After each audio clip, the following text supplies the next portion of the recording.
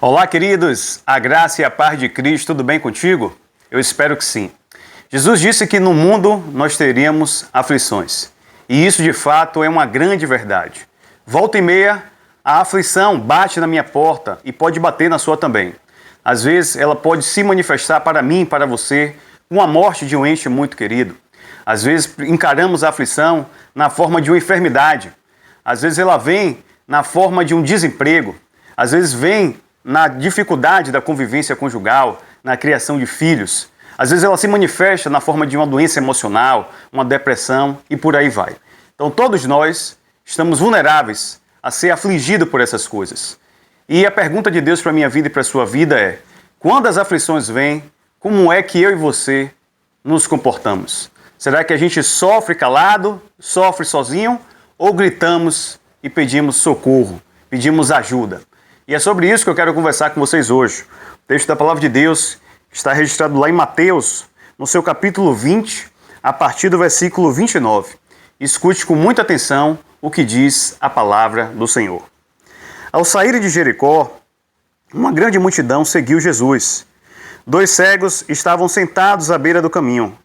E quando ouviram falar que Jesus estava passando, puseram-se a gritar: Senhor, filho de Davi, tem misericórdia de nós. A multidão os repreendeu para que ficassem quietos, mas eles gritavam ainda mais: Senhor, filho de Davi, tem misericórdia de nós.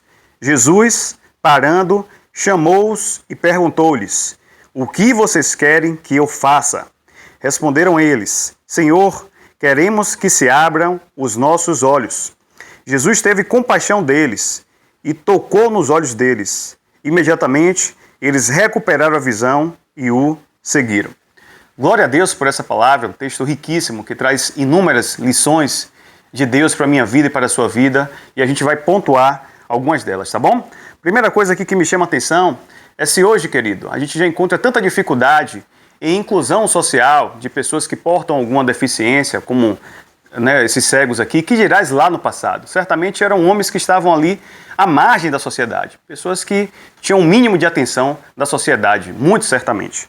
E se eles ouviram falar do que Jesus fazia, do seu poder, das suas milagres e maravilhas que ele operava, é porque alguém falou. E se o evangelho chegou a mim e a você, é porque alguém nos disse, alguém falou do poder que Jesus tem. E é sobre isso que eu quero iniciar essa reflexão.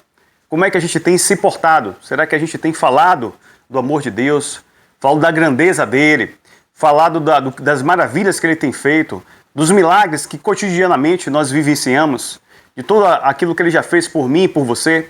Será que a gente tem se colocado nessa condição de anunciar as boas novas, ou temos nos calado, ou temos ficado na nossa, vivendo só o evangelho dentro de 4 paredes, malmente ali entre a gente e as nossas famílias, o evangelho do domingo, quando vamos à igreja, cultuamos e depois vamos para as nossas casas?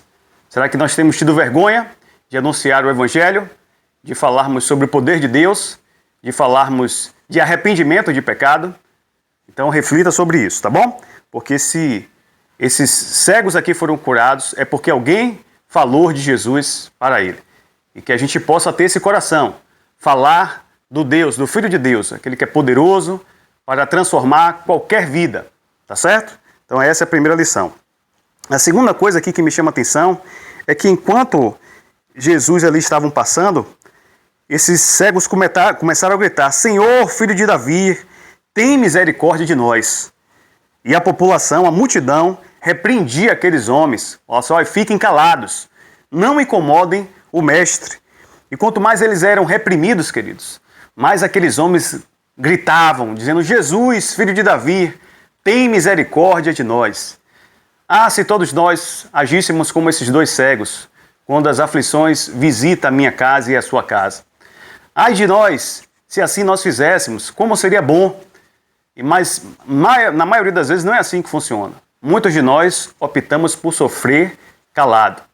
Às vezes estamos passando ali problemas conjugais seríssimos, passamos problemas na criação de filhos, às vezes estamos enfrentando dificuldade financeira, passamos por problemas emocional, depressão, tristeza profunda da alma, e muitas vezes queremos viver isso sozinho.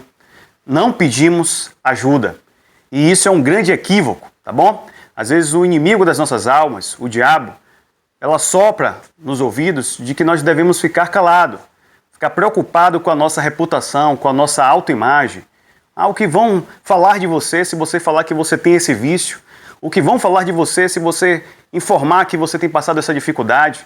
O que vão pensar sobre você se você revelar suas fragilidades? E a gente fica preocupado com a nossa autoimagem, querendo viver essa vida das redes sociais, só publicando coisas boas. Mas a vida não é assim, querido. Eu e você passamos por problemas, muitos são as nossas dificuldades. A vida, de fato, é um privilégio, é um presente de Deus, é uma dádiva.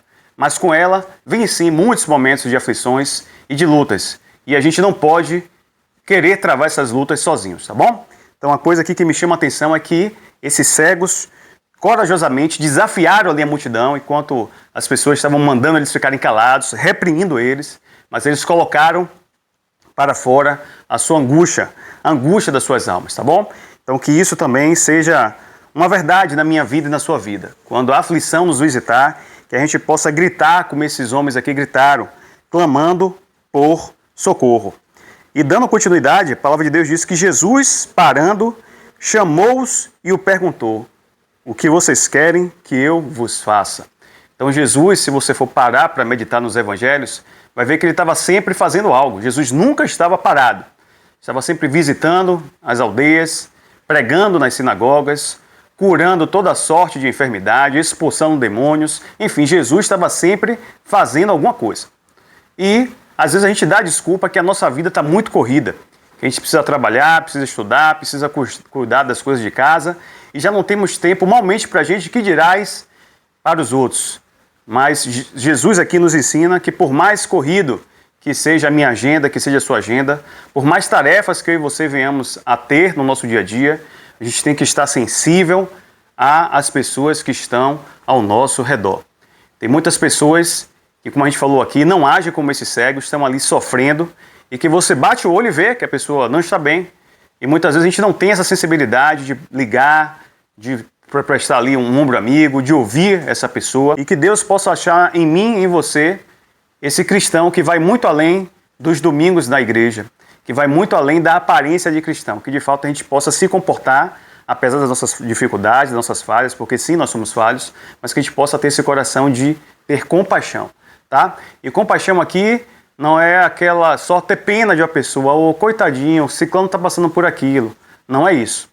Compaixão, quando você vai meditar à luz da palavra de Deus, tanto no hebraico quanto no grego, ele vem de você sentir dor do ponto de vista das entranhas, é você se compadecer do outro de forma muito profunda e se mover em direção ao outro no sentido de atenuar aquele sofrimento. Talvez a gente não consiga resolver, né, a dificuldade, o problema que o outro está enfrentando, mas com certeza podemos atenuar, tá bom? Então que em meio à correria do seu dia a dia, você possa fazer como Jesus. A palavra de Deus diz que Jesus, ele parou, foi aqui até aqueles homens e perguntou o que é que eles queriam que Jesus fizesse para eles. Em meio às agendas que a gente tem a cumprir, as multitarefas que eu e você temos, que a gente possa ter esse coração sensível, sensível ao nosso parceiro, nossa esposa, nosso esposo, sensível aos nossos filhos, sensível aos nossos vizinhos, aos nossos colegas de faculdade, colegas de trabalho, sensíveis até o desconhecido, até que eu não conheço, mas se eu passar e ver que a pessoa está sofrendo, se eu puder atenuar aquele sofrimento, que o meu coração e o seu coração seja inclinado para isso, tá certo? E aqui para fechar, né, essa reflexão, no versículo 33, diz assim, ó, responderam eles, Senhor, queremos que se abram os nossos olhos. O versículo 34 diz, Jesus teve compaixão deles e tocou nos seus olhos. E imediatamente eles recuperaram a visão. Então, querido, que você possa ter esse coração aqui desses dois cegos, que diante da dificuldade, diante das lutas que você venha travar, que você possa se humilhar diante de Deus, possa abrir o seu coração para Ele, possa pedir socorro, tá bom? A quem está ali do seu lado. Não fique preocupado em viver essa vida das redes sociais, em que tudo são mil maravilhas, todo mundo só posta o lado bom da vida, viagens, comprando sua casa, seu carro, trocando de carro, comendo em bons restaurantes. vestindo-se de trajes muito bonitos, belos, mas a vida não é só isso, tá certo? Passamos de fato pelas aflições, volta e meia, você será visitado por uma aflição, eu também serei visitado por uma aflição, e quando elas se apresentarem para mim e para você, que a gente possa ter esse coração que esses dois cegos aqui tiveram, que a gente humildemente possa clamar a Deus, ao Filho de Deus por socorro, tá bom? E Ele está ali, sensível ao nosso clamor, sensível às nossas lutas, e que também a gente possa procurar o nosso semelhante para não travarmos as nossas lutas sozinhos, tá bom? Que a gente possa abrir o nosso coração e revelar a nossa vulnerabilidade, como esses homens ali revelaram. Eles falam, quando Jesus se apresenta para eles, o que é que você quer que eu vos faça? Eles revelam aqui a sua debilidade. Senhor, nós queremos que os nossos olhos sejam abertos. Então, que você possa revelar a sua vulnerabilidade e poder ser tratado por Deus e ser abençoado por pessoas, tá bom? Então, eu vou ficando por aqui. Se essa mensagem de alguma forma contribuiu para o seu crescimento, eu te convido a se inscrever nesse canal, a ativar as notificações, porque todas as vezes que eu publicar um conteúdo, você será informado. E partilhe com outras pessoas, para que a palavra de Deus alcance outros corações e vidas sejam transformadas. Um forte abraço e uma boa semana. Deus te abençoe e te guarde, e até o nosso próximo encontro, se o nosso Deus assim permitir.